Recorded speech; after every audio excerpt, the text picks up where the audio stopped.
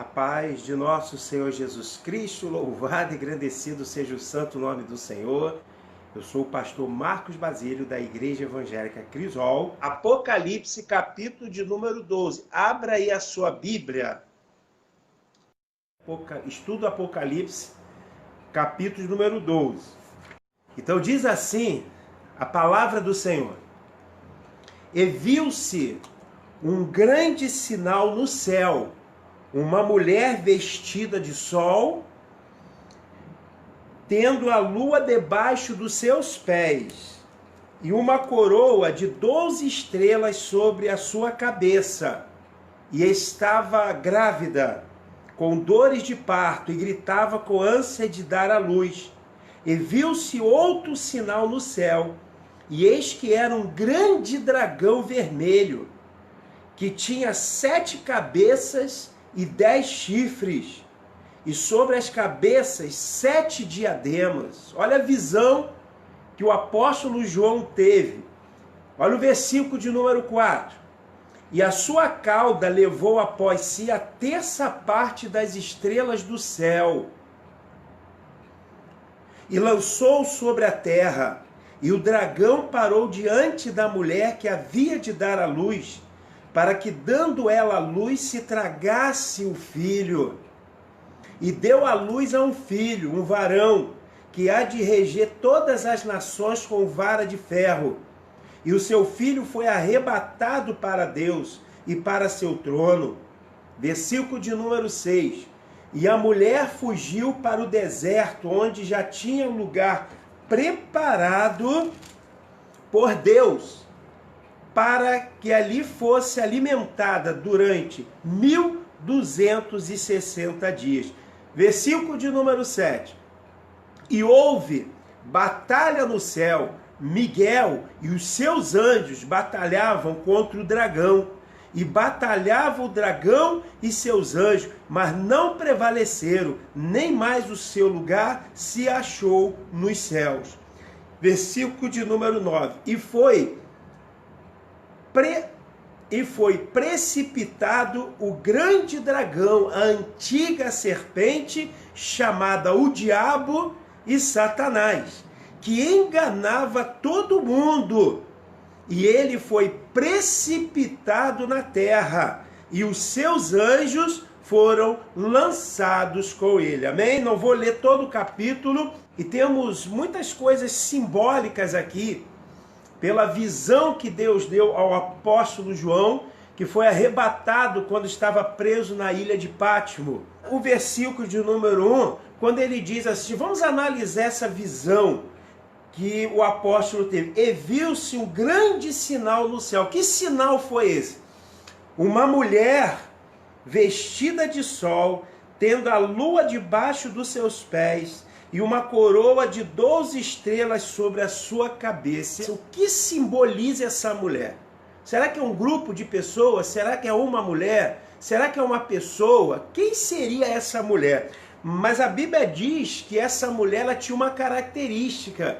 Ela estava grávida e com dores de parto, e gritava com ânsia de dar à luz. E viu-se outro sinal, e eis que um dragão vermelho, que tinha 7 cabeças e 10 chifres, sobre as cabeças 7 diademas. E esse dragão, ele queria tragar essa mulher. Ela representa a nação de Israel. Nós temos que diferenciar na Bíblia o que é profecia para a igreja e o que é profecia para o povo de Israel. O povo que foi escolhido, que foi eleito por Deus desde o Antigo Testamento, e toda a história do Antigo Testamento, antes de ser criado, concretizada a igreja, toda a história, antes do surgimento da igreja, sempre foi em função do povo de Israel. E a Bíblia diz no versículo de número 5 que ela deu à luz a um filho. Por que o dragão? E quem é esse dragão?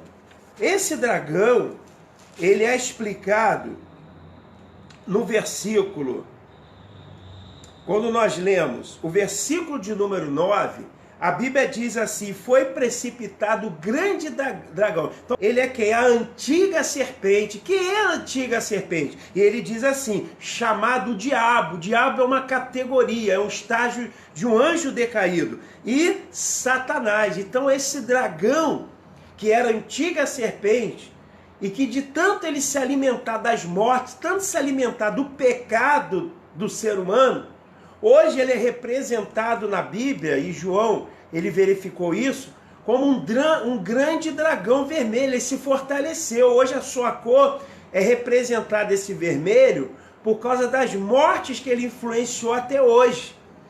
Então ele é chamado diabo e Satanás, que engana todo mundo. E ele foi precipitado na terra. Quem é esse filho que a mulher deu à luz? Quando isso indica o seguinte, que o Cristo que nós sabemos, que é nosso Senhor Jesus Cristo, ele foi gerado através de quem? Ele foi gerado através do povo de Israel. A sua genealogia, ela vem através da tribo de Judá, através da nação de Israel. E durante todo esse tempo, Satanás, ele sempre tentou cancelar a vinda de Jesus. Por que isso, igreja? Por quê? Porque a primeira profecia messiânica, eu quero que você acompanhe comigo aí na sua Bíblia, encontra-se em Gênesis, capítulo de número 3. Nós vamos entender essa história aqui. Por que esse dragão ansiava por destruir esse menino? Ele queria devorar esse menino. Porque em Gênesis, capítulo 3, versículo de número 15, encontramos aqui a primeira profecia messiânica, e nós já falamos isso nos estudos anteriores. Como é que nós entendemos? No versículo de número 15 de Gênesis 3, ele fala: e porém inimizade entre ti e a mulher, e entre a tua semente e a sua semente. Esta lhe ferirá a cabeça, e tu lhe ferirás o calcanhar. Vamos traduzir isso aqui. Após a queda do homem, Deus começou a amaldiçoar o homem e amaldiçoou a serpente. Por quê? Porque devido à influência da serpente, o homem, ele pecou, ele desobedeceu a Deus. E por causa dessa desobediência, porque comeu da árvore, do fruto da árvore do bem e do mal, o que aconteceu? O homem pecou e se afastou de Deus. Para que o homem, a partir daquele momento, não fosse predestinado a ir para o inferno, Deus bolou um plano de salvação. Aqui diz que ele enviará o Messias, que vai remir o pecado de toda a humanidade. Por isso ele falou: e porém inimizade entre ti, ou seja, entre a serpente e a mulher. A serpente aqui, ela é representada por Satanás. Então, porém, inimizade entre ti e a mulher, entre a tua semente e a sua semente, ou seja, a semente da mulher, e essa semente, esta te ferirá a cabeça, ou seja, o descendente da mulher, que é Jesus Cristo, um dia vai pisar, vai subjugar totalmente a Satanás, e tu lhe ferirás o calcanhar. Então, parte dessa profecia já aconteceu quando? Quando o Messias veio através de uma mulher. Ele veio através da semente de uma mulher, ele nasceu através de Maria, se cumprindo a profecia de Gênesis capítulo 3, versículo número 15. Ele viveu entre nós como ser humano, ele discutiu com os doutores, mostrando que ele era o próprio Filho de Deus, e na sua soberania, na sua sabedoria, ele foi batizado nas águas, ele foi cheio do Espírito Santo, ele teve um ministério brilhante, porque o ministério de nosso Senhor Jesus Cristo, e nós sabemos que Jesus é o Cristo, foi um ministério assim fantástico aqui na terra. Disse coisas tremendas, porque ele é a própria palavra. Quando no Evangelho de João fala que no princípio era o Verbo, e o Verbo estava com Deus, e o Verbo era Deus, e o Verbo se formou em carne.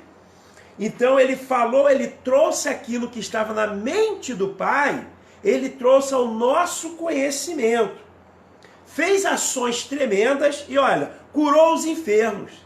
Olha que tremendo. E proclamou o evangelho, trouxe a salvação.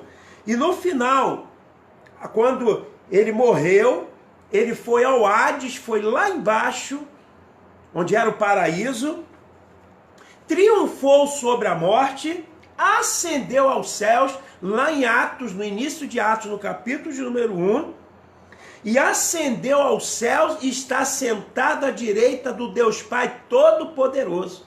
Essa é a trajetória de Jesus Cristo. E Satanás, todas as vezes que nascia uma pessoa diferente, uma pessoa que merecia atenção, ele ficava imaginando assim, será que esse é o Messias? Não veio da descendência de Caim. Ele não veio da descendência de Ismael. Ele não veio da descendência de Esaú. Estou falando sobre os primogênitos. Porque os primogênitos na Bíblia tinham direito à primícia, tinham direito à herança dobrada. Mas ele veio pela linhagem de quem? Ele veio pela linhagem de Sete, e Satanás não percebeu isso. Ele veio pela linhagem de Isaac, passou por Jacó e nasceu através da tribo de Judá. Essa foi a trajetória do Messias. E todas as vezes que aparecia um personagem, como por exemplo, Moisés foi tido como libertador. Talvez Satanás ele percebesse Moisés e falou, eu acho que esse é o Messias, mas o Moisés ele morreu e não aconteceu nada, ele não ressuscitou. Talvez as pessoas olhassem, será que o Messias veio através de Davi, que derrotou os gigantes, que derrotou grandes batalhas, mas Davi morreu e não ressuscitou. Talvez eles olhassem para os profetas, talvez eles olharam para Isaías, mas Isaías morreu e não ressuscitou. Mas teve um homem que veio aqui na terra, que nasceu através da mulher, que foi colocado o nome de Jesus. E ele sim é o Cristo. Por quê? Porque ele morreu, teve uma morte como os outros homens. Mas a diferença é que no terceiro dia, nosso Senhor Jesus Cristo, ele ressuscitou. Por isso Jesus é o Cristo. E isso incomodou a Satanás. Então, parte dessa profecia de Gênesis capítulo número 15, ela se cumpriu até quando? Até quando o Satanás, influenciando os próprios judeus, o próprio povo do Cristo, que foi Jesus, ele feriu o calcanhar. Isso aponta o quê? Para a morte da cruz. Mas o Cristo ressuscitou. Então, voltando lá para Apocalipse, no capítulo de número 12, foi essa visão que Deus estava mostrando. Ou seja, essa mulher do capítulo 12 de Apocalipse, que é representado por quem? Porque é representado pelo povo de Israel. E em que época está acontecendo isso? Em que época o dragão, por não ter conseguido matar o filho, a semente da mulher, então vai chegar um período que ele vai perseguir os descendentes, ou seja, o povo de Israel. Mas quando acontecer isso, vai acontecer quando? No final da grande tribulação. Acompanhe comigo aqui. No versículo de número 9, a partir do versículo de número 7, começa a ser travada uma guerra no mundo celestial. Preste atenção comigo, olha só. Olha o versículo de número 7. E houve batalha no céu. Miguel e seus anjos batalhavam contra o dragão. E esse dragão nós vimos aqui, que é Satanás. Quem aqui já ouviu falar sobre a batalha do Armagedon? Quando é que vai acontecer isso? Isso vai acontecer quando Jesus Cristo voltar e estabelecer o seu reino aqui na terra. Batalha angelical, ou seja, é a expulsão de Satanás do céu. E Satanás, porque as pessoas pensam o seguinte, né? É um equívoco muito grande quando as pessoas pensam que Satanás está lá no inferno e está aprisionado, ou que ele está governando o inferno. Tem muita gente que pensa que Satanás está sentado no seu trono com um tridente na mão direita e de lá ele fica mandando os demônios vir aqui na terra. Isso é um equívoco. Por quê? Porque a Bíblia fala o seguinte, lá no Evangelho, que quando o espírito imundo ele sai de uma casa, ele fica rodeando e ele vai para lugares áridos. Esses lugares áridos é justamente o inferno. Mas no inferno ele não tem essa velocidade, essa mobilidade que ele tem aqui na terra. Então o que ele faz? Ele lembra que ele tem uma casa porque o demônio, para ele se manifestar e ele ter contato aqui na terra, ele precisa de um corpo.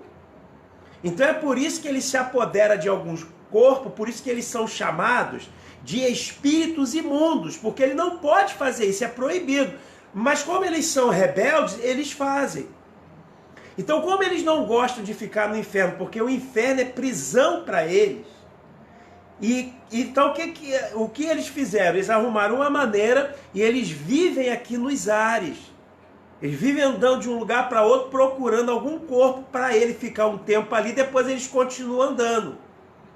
Então, quem pensa que Satanás está lá no inferno, está equivocado. E quem pensa que Satanás não tem acesso ao céu? Ele pode não ficar permanentemente, mas a Bíblia diz que tem vários céus. Então, frequentemente, ele está na presença de Deus. E como é que ele fica na presença de Deus? Para nos acusar.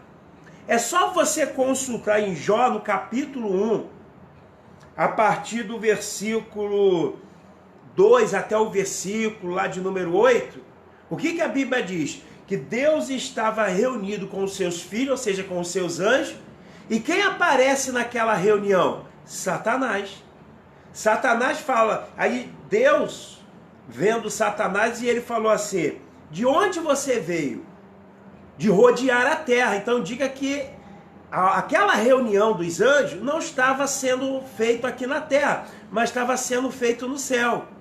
E aí Satanás veio, eu vim de rodear a terra. E o que Deus falou para Satanás? Satanás, viste o meu servo, homem íntegro, homem reto, homem temente a Deus. E aí começou aquele diálogo e Deus permitiu que Satanás tocasse em Jó. Mas essa reunião esteve no céu. Então é por isso, muitas passagens bíblicas deixam bem claro isso. Lá em Zacarias, no livro do profeta Zacarias, fala que Zacarias era um sumo sacerdote, mas que Deus, ele viu que Satanás estava do lado de Zacarias, e aí Deus precisou trocar as vestes do sumo sacerdote, para que os pecados do sumo sacerdote eles fossem perdoados, mas lá no céu, Zacarias estava sendo acusado por Deus.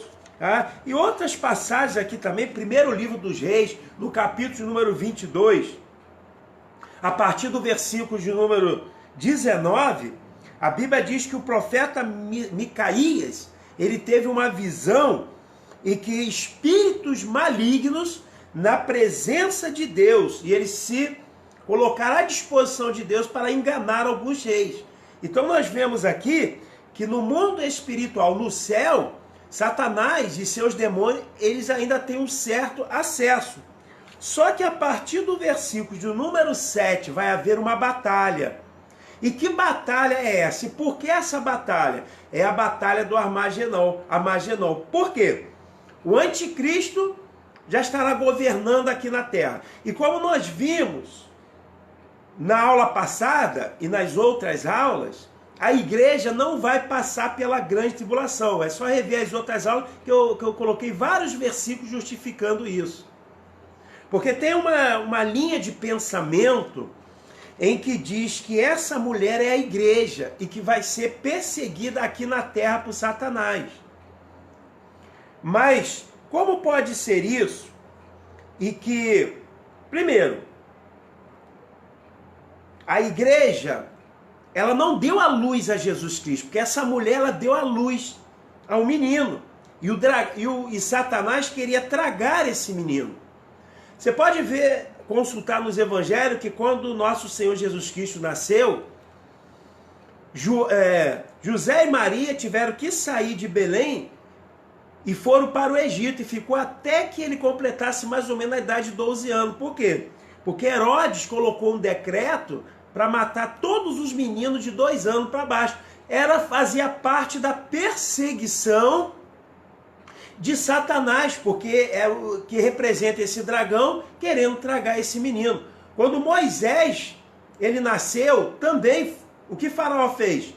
Colocou um decreto, que os meninos de 2 anos para baixo, todos os homens, fossem mortos. Mas de uma forma, de um milagre, Moisés, ele não morreu, porque ele recebeu a provisão de Deus e Deus salvou ele. Então, Satanás, durante toda a história, quis destruir Davi, enviou gigantes, tomou posse do primeiro rei, que foi Saul. E quando Jesus Cristo nasceu, que os anjos fizeram aquela grande festa, o que ele fez? Incentivou Herodes a matar todos os meninos, mas de uma forma, de um milagre, Deus fez com que Jesus Cristo não fosse morto antes da hora. Então, e outra coisa, aqui diz que essa mulher gerou o menino. A igreja não gerou Jesus Cristo, é o contrário, Jesus Cristo é que gerou a igreja. Então, por esses motivos, nós acreditamos que essa mulher, ela representa o quê? A nação de Israel.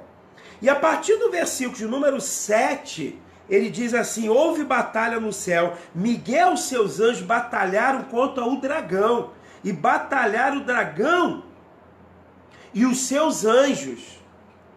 Por quê? Porque como ele não conseguiu destruir a Jesus Cristo aqui como homem, ele envia o anticristo faz um pacto com Israel durante os 3 primeiros anos e meio, mas no início a igreja é arrebatada, mas quando chegar na metade da grande tribulação, nos 3 primeiros anos e meio, o anticristo quebra o pacto com Israel. E após quebrar o pacto com Israel, o que ele faz? Ele passa a perseguir os israelitas. E de uma forma, de um milagre, Deus, ele separa esses israelitas, e nós vimos ali que alguns 12 mil de cada tribo, das 12 tribos, são 144 mil, e que receberão a marca, ao qual é a marca de Deus, e eles receberão o livramento de Deus. Então Satanás, ele sabendo que tem pouco tempo aqui na terra, ele quer destruir a nação de Israel. E é por isso, aí no versículo de número 1 diz: mas não prevaleceram, nem mais o seu lugar se achou nos céus. Olha o versículo de número 9. E foi precipitado o grande dragão. Que dragão é esse? A antiga serpente. Quem é a antiga serpente? Satanás. Que aqui em João é traduzida como um dragão.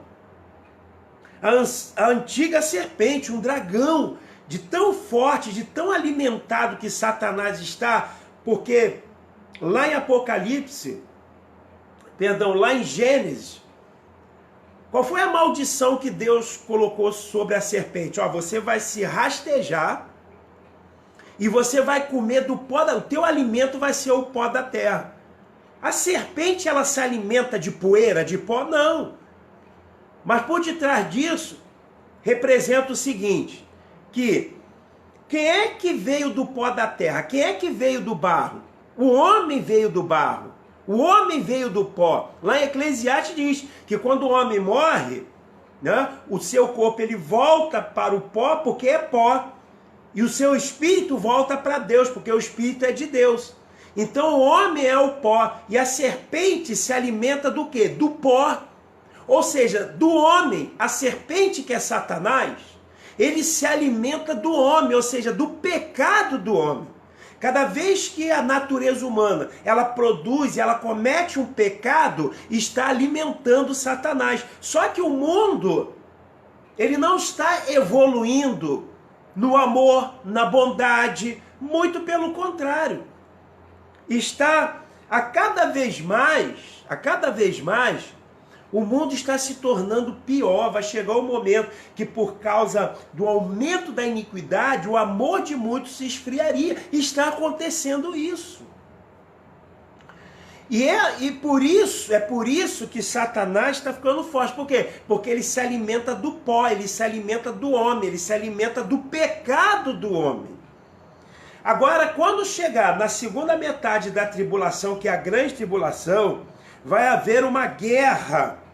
E essa guerra, ele vai começar quando? Aliás, Daniel no capítulo 9, no versículo de número 27, ele fala sobre isso. Deus já tinha revelado para Daniel.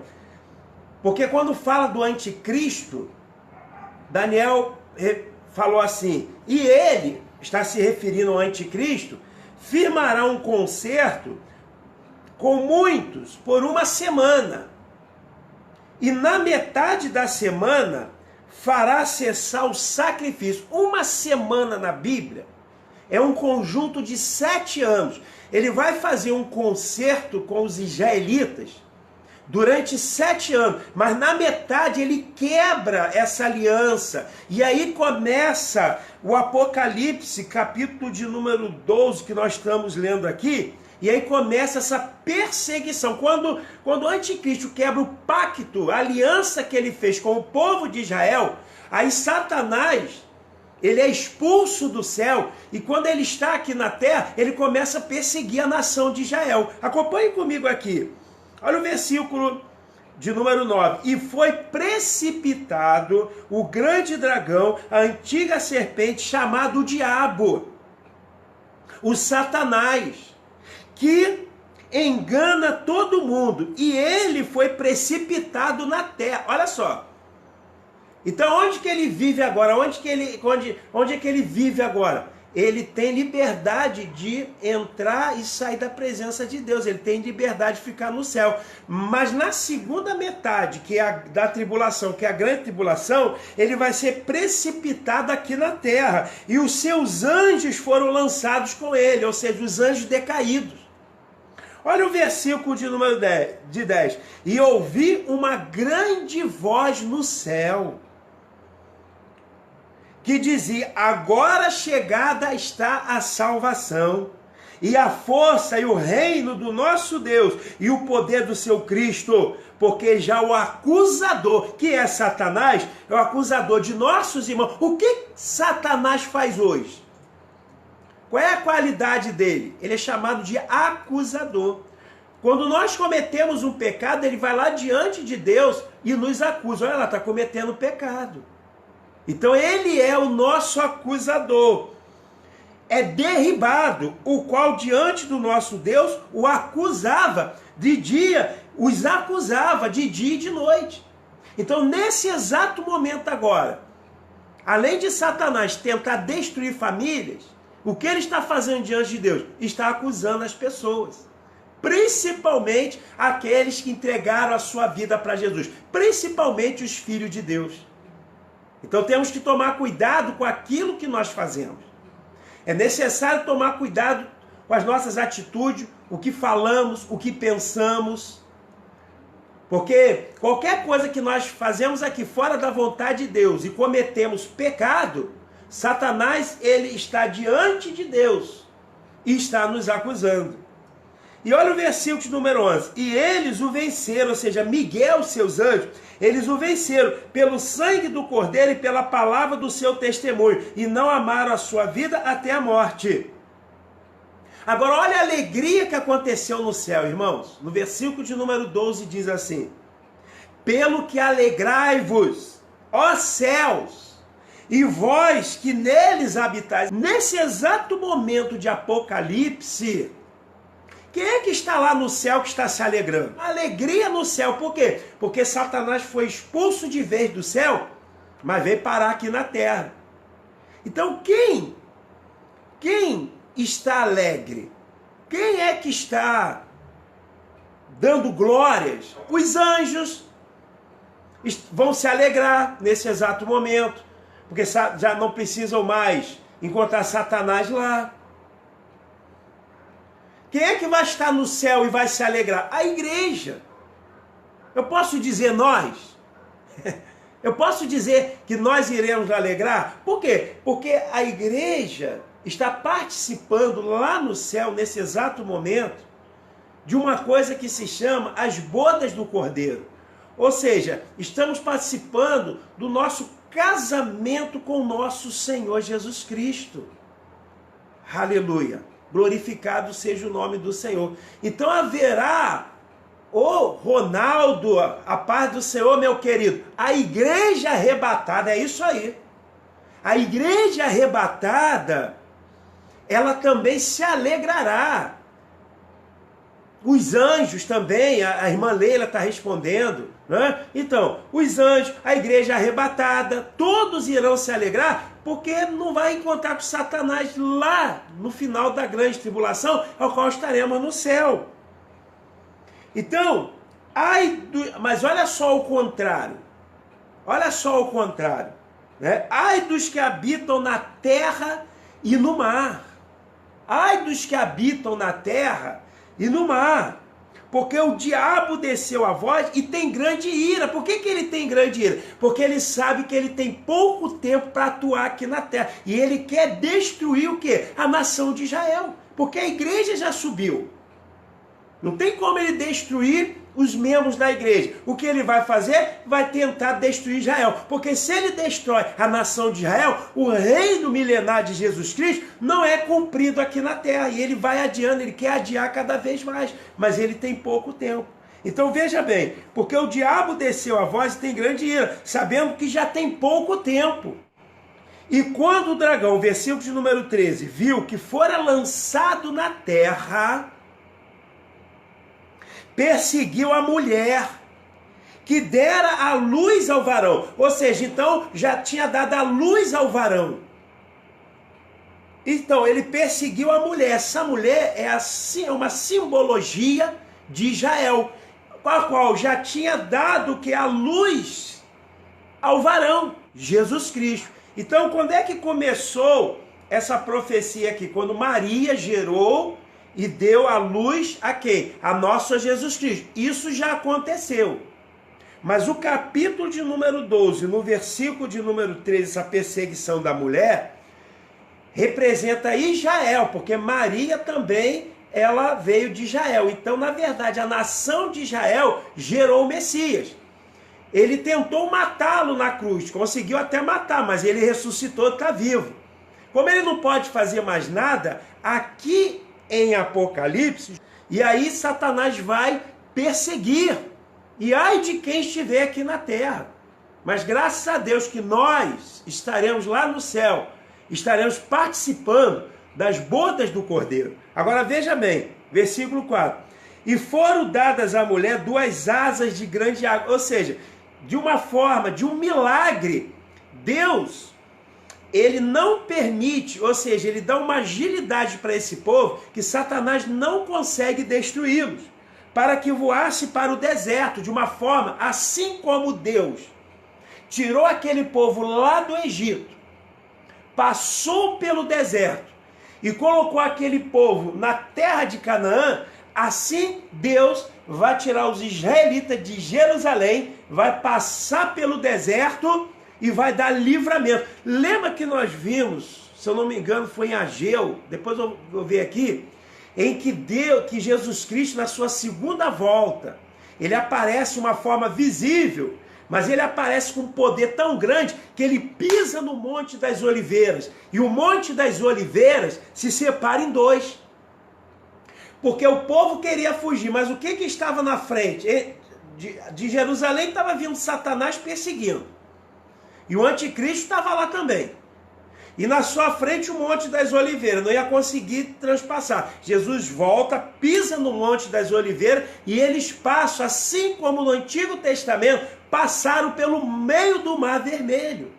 Então nós podemos fazer essa comparação do Antigo Testamento de Êxodo com o que está acontecendo em Apocalipse, capítulo de número 12. Agora veja comigo, né? Agora, e foram dadas à mulher 2 asas de grande águia, para que voasse para o deserto, ao seu lugar, onde é sustentado por um tempo e tempos e metade de um tempo, fora da vista da serpente. Traduzindo isso, 3 anos e meio. Ou seja, no período da grande tribulação, na segunda metade da tribulação, porque aqui diz o seguinte, que um tempo na Bíblia representa 1 ano. Tempos representa 2 anos, então 2 anos mais 1, 3 anos, e metade de um tempo. 3 anos e meio. Então, durante 3 anos e meio, Satanás, o anticristo, juntamente com o anticristo, persegue o povo de Israel, mas não consegue, porque de uma forma, de um milagre, Deus cega Satanás e o povo fica fora da vista da serpente. Agora olha o versículo 15. E a serpente lançou da sua boca atrás da mulher água como rio, para que a corrente a fizesse arrebatar, mas não surtiu efeito. Versículo 16. E a terra ajudou a mulher, e a terra abriu a boca e tragou o rio que o dragão lançara da sua boca.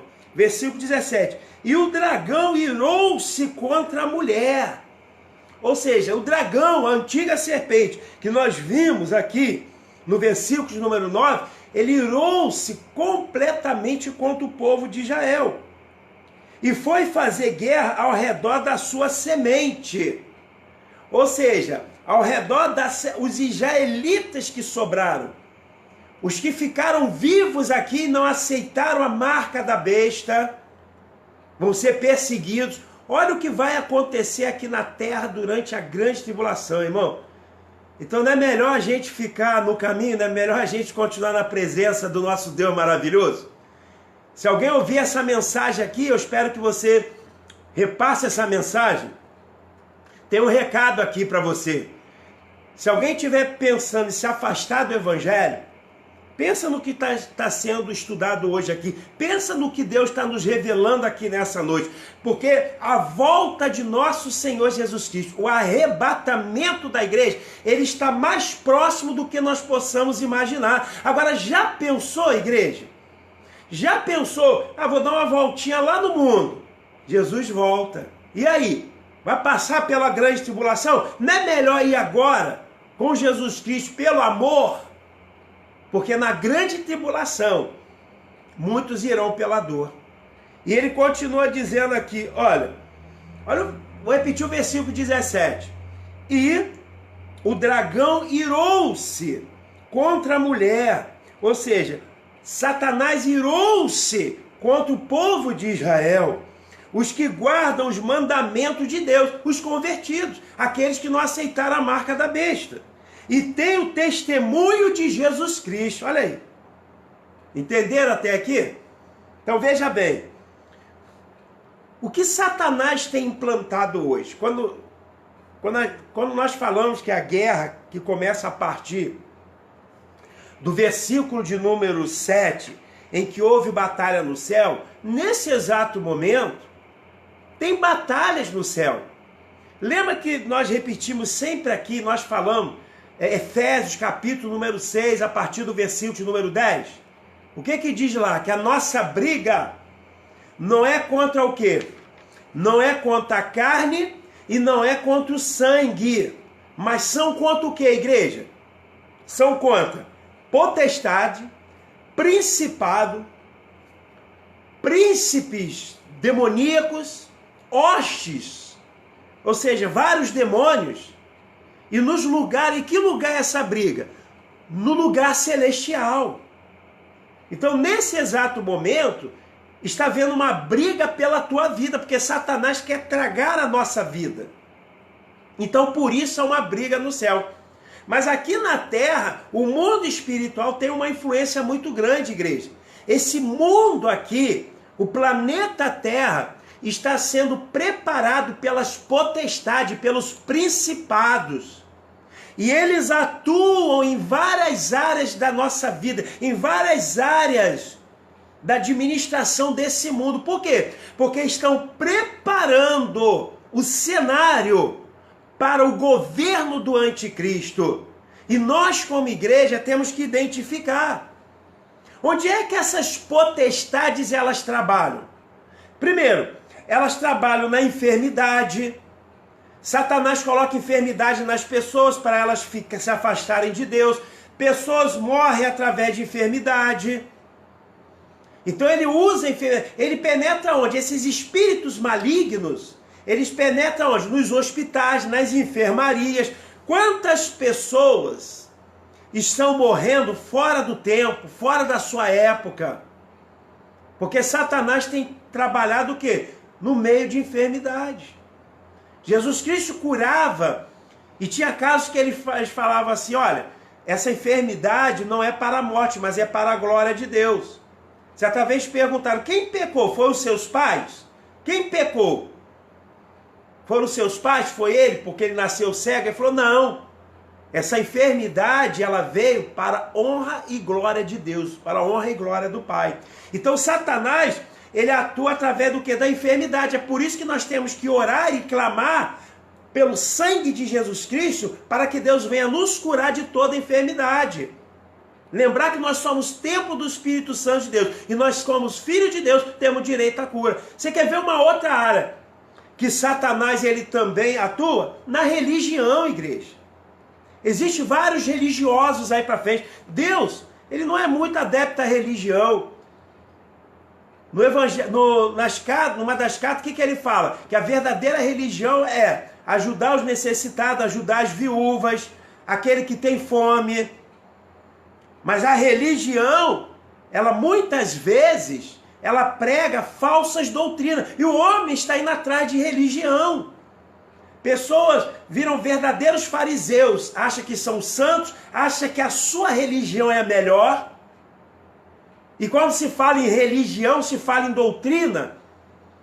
E no meio do mundo evangélico, quando você começa a verificar, existe algum, não, a minha doutrina é melhor do que a sua. A minha doutrina vai me levar para Deus. A sua doutrina não vai te levar para Deus. Mas Deus é um só. Qual é a verdadeira religião? Amar a Deus sobre todas as coisas e amar o seu irmão como a si mesmo. Se você fizer isso, você cumpre toda a lei. Você cumpre todos os outros mandamentos. Então Satanás, ele trabalha o quê? Através da religião. Por quê? Por que está se falando no ecumenismo, na reunião das religiões? Por quê? Porque a religião, aquele que quando unificar as religiões, vai ter que ter uma pessoa para comandar. E quem é que vai comandar? O anticristo. E outra coisa, você quer ver uma outra área em que as potestades, os principados estão trabalhando? Na política. Porque quando você fala em política, a política devia ajudar. Quando você fala em política, devia ajudar o povo, mas não tem ajudado. Porque quando fala em política, qual é a primeira sensação que nós temos? Rebelião, corrupção, imunidade. Se rouba, se prende, mas depois estão soltando. Olha Satanás trabalhando aí. Tá vendo? E outra coisa, a religião não era para ser assim, mas a política, ela não vive sem a religião. Porque os políticos, a política, ela se apropria de... Você sabe por que a igreja decaiu do 3º século? A igreja primitiva, até o 3º século, o que ela pregava? Jesus Cristo morreu, ressuscitou, ele cura, ele liberta. A igreja primitiva vivia os princípios, os ensinamentos deixados por Jesus Cristo através dos apóstolos. Mas quando o primeiro rei, ele se converteu, e aí virou um status, a religião agora é adepta à política, à monarquia. E quando a religião, que era o cristianismo, se misturou com a política, começou a entrar vários tipos de coisas. E aí é que começou o declínio da igreja. A igreja que era católica, apostólica, ela virou católica, apostólica, romana, porque deixou entrar a doutrina romana dentro da igreja. Então, a política, que deveria ser algo, um trampolim para a progressão da sociedade, mas na verdade ela se torna injusta. Sabe por quê? Porque quando quando um país é mal administrado, quando os políticos eles roubam, sabe o que acontece? A injustiça, aí leva ao roubo, leva à falência, leva à destruição e leva a mortes prematuras. Então olha aí Satanás. Satanás então, olha ele trabalhando na política. E quando politicamente o anticristo ele começar a governar, ele vai dominar toda a política do mundo. Olha a preparação aí. Ele vai dar um jeito nisso. Ele vai vir como salvador, porque não está nada dando certo. Aí chega um homem que diz que politicamente ele vai conseguir colocar os pingos nos is, esse homem vai governar o mundo. Então é por isso que Satanás, através da potestade do principado, ele trabalha na política. Sabe por quê? Porque a política é o seguinte: muitos estão ganhando pouco, mas poucos estão ganhando muito. Olha o cenário perfeito para a vinda do anticristo. Você quer ver uma coisa? Outra também? Através da sedução. Olha, o espírito de Jezabel, ela para até hoje. E através da sedução também vem o que? A sensualidade. E a sensualidade, a sensualidade e a sedução, ela está vindo através da onde, irmãos? Está vindo através do rádio, da televisão, do celular, da internet. Tudo isso está chegando aos nossos ouvidos. A palavra família, o conceito de família hoje, já não tem mais o conceito da Bíblia. Estão tentando implantar isso. Então, você pode ver, tem um anúncio que vai vender um carro. Tem uma pessoa praticamente despida, nua, para vender o carro. Vai vender um lenço. Tem sensualidade. Tem fotos impróprias. As mensagens impróprias. Então, Satanás, através da sensualidade, através da sedução, é um prato cheio para quê? Para a vinda do anticristo. E outra coisa que a potestade também e os principados, eles estão envolvidos. Sabe o quê? Nas finanças e na economia. Tem pessoas que são verdadeiros idólatras, são verdadeiros seguidores de Mamon. Tem pessoas que fazem de tudo para receber dinheiro. Tem pessoas que vendem até a sua alma por causa de dinheiro. Aí vem o anticristo, sabedor de que a grande maioria dos homens está correndo atrás de dinheiro, e ele vai ter muito poder, e ele vai governar o mundo, e ele vai oferecer muito dinheiro, essa pessoa vai governar o mundo.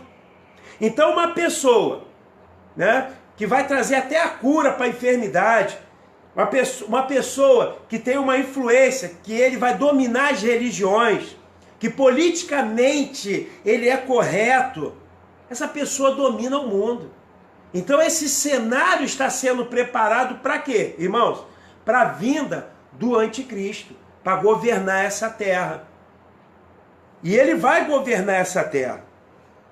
E Satanás, ele vai levantar aqui o anticristo para governar a terra. Então, resumindo aquilo que nós estudamos aqui, então nós chegamos à conclusão seguinte, tá?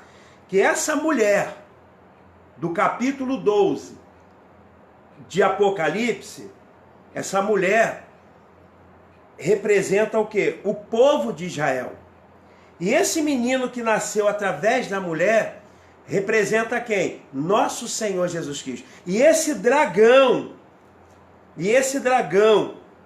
que há muito tempo vem tentando tragar esse menino, esse dragão que nós vimos aqui no versículo de número 9 do Apocalipse 12, esse dragão é a antiga serpente, ou seja, Satanás, tá?